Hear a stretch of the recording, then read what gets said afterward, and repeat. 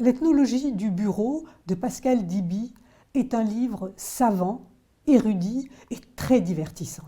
Il nous amène de l'Égypte ancienne, avec le scribe, jusqu'au télétravail. Mais il passe par des étapes très intéressantes. Le bureau est né sous Louis XIV pour l'administration.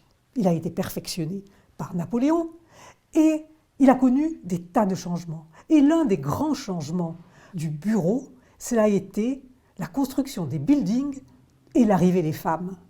Et Pascal Diby pose sur toute notre vie quotidienne un regard d'ethnologue, c'est-à-dire qu'il a le sens du détail.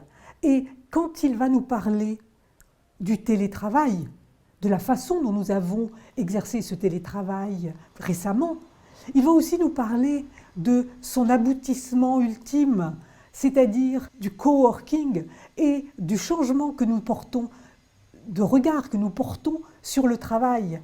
Depuis les origines du bureau, nous sommes des hommes assis. Et maintenant, avec le coworking, et comment nous tenons-nous quand nous sommes chez nous en télétravail? Nous n'avons plus cette tenue de l'homme assis. Nous allons vers une humanité qui se couche, qui s'allonge. Assister à la fin du bureau n'était pas le projet de l'ethnologue Pascal Diby. Est-ce qu'on lui pardonnera de nous avoir écrit cette histoire, si elle doit se terminer ?